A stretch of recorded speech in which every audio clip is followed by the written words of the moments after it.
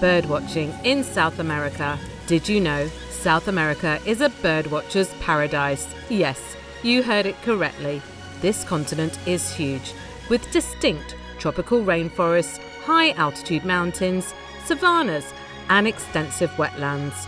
This ecosystem is home to a variety of air creatures.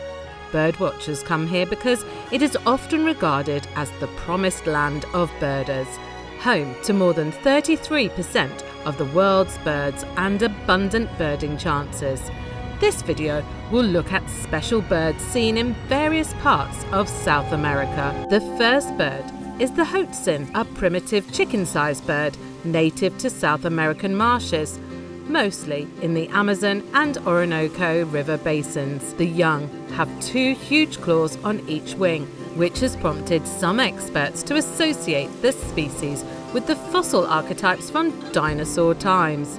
The hoatzin is around 65 centimeters long and weighs less than 1 kilogram. It has a long tail, brown upper and yellowish lower plumage, and a loose head crest and a blue face with vivid red eyes. The sexes appear the same, and both parents and elder siblings work together to raise 2 to 5 children. The second bird found in the Amazon rainforest is the harpy eagle, which is legendary, but few people have seen it in its natural environment.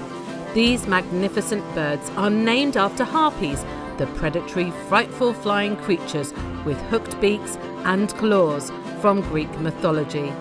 This dark grey bird of prey has a striking appearance, with feathers atop its head that flare out into a prominent crest when the bird is attacked. Some tiny grey feathers form a face disc that may concentrate sound waves to increase the bird's hearing, similar to owls.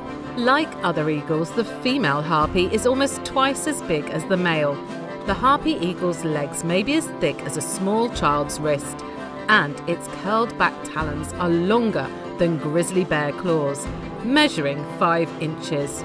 Although the Andean condor is the biggest bird of prey, the harpy is unquestionably the heaviest and most powerful. Our third Amazon rainforest option is the scarlet macaw, a huge yellow, red and blue neotropical parrot endemic to the America's humid evergreen forests.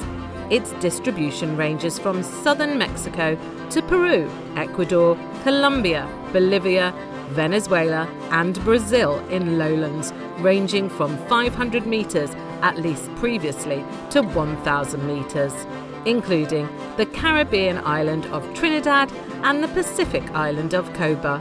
It is around 81 centimeters long, with more than half of it being the pointed graded tail common to all macaws. However, the scarlet macaw has a higher proportion of tail than other big macaws. The typical weight is around 1 kilogram. Naked white flesh covers the eyes and down to the bill. The face patch has tiny white feathers. The upper mandible is predominantly light horn in colour, whereas the lower is black. Juveniles have black eyes, while adults have pale yellow eyes. It is sometimes mistaken with the slightly bigger green-winged macaw, which has more obvious red lines on the face and no yellow on the wings.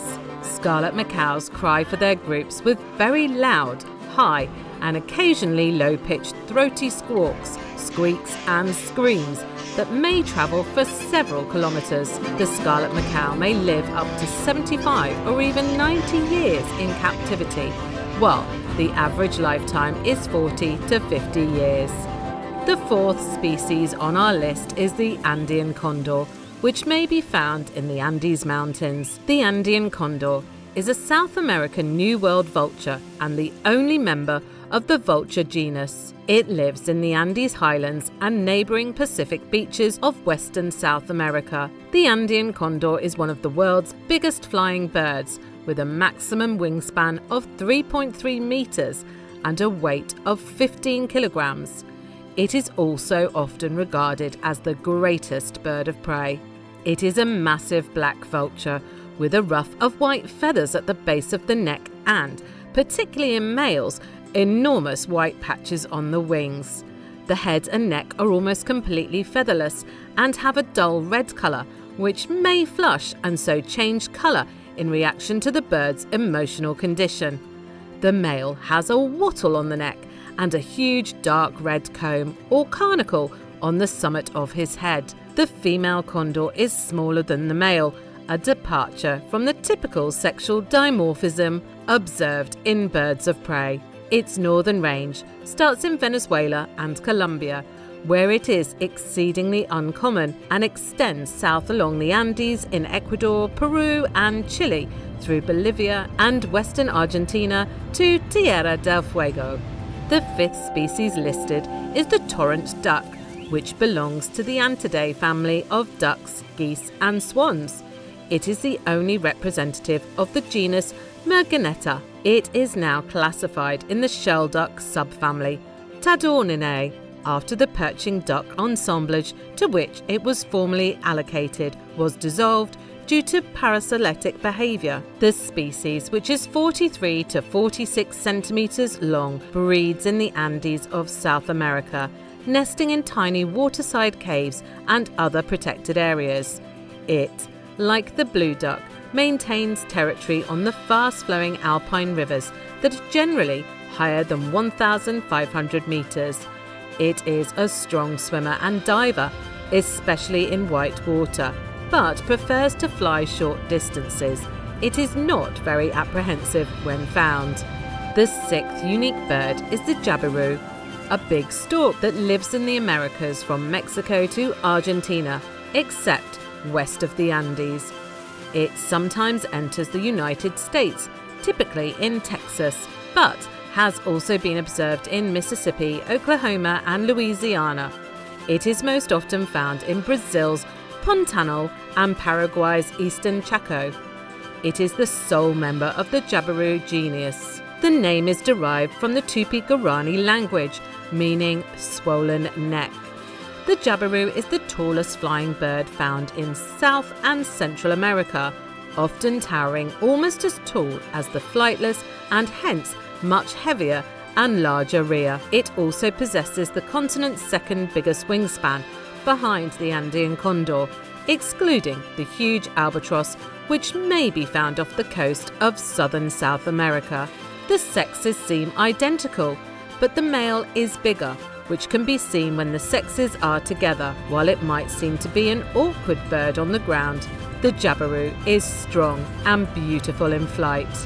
The red-billed curassow, an endangered species of crassid restricted to the lowland Atlantic forest in the states of Espírito Santo, Bahia and Minas Gerais in southern Brazil, ranks 7th.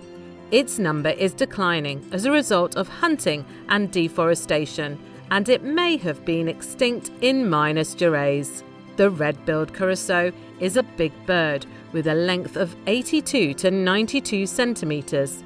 The male has a completely black upper body and a huge black crown and white underparts. The bill has vivid red wattles and knobs at its base. The male distinguishes itself from the wattled curassow by being less bluish-black and from the black curassow by being less purple-black. Females lack wattles and have black top parts, a black and white barred crown, reddish-brown wings, barred and mottled with black, and reddish-brown and ochre underparts. However, there are several factors to consider while birdwatching in South America. To start with, the optimum time for birding in South America varies according to the area and species you want to view. In general, the dry season, June to October, is best for most places, since birds congregate around water sources and the weather is more predictable. However, certain areas, such as the Amazon, provide year-round birding possibilities, with distinct species becoming more active during the rainy season. Having the appropriate equipment is essential for a successful birding expedition. A good set of binoculars is important for identifying birds from a distance, and a field guide unique to the area can help you determine the species you see. A camera with a telephoto lens is also advised for taking detailed photos of the birds. Wearing neutral coloured clothes and suitable hiking boots can also help you blend in and traverse the different terrain. Hiring a local birding guide may significantly improve your experience. Local guides are aware of the area's bird habitats and behaviours, and they can take you to the ideal places to see them. They may also assist with identification and give essential information on the ecology and conservation status of the species you see. When birdwatching, remember to respect the species and their habitats. Maintain a safe distance from the birds to prevent upsetting them, particularly during nesting or feeding seasons. Stay on approved routes to reduce your environmental effects, and avoid using replay recordings to attract birds, since this might create additional stress for the animals. Make sure you like, subscribe and turn on notifications to get the feeds of our most current videos. Until next time, thank you for watching.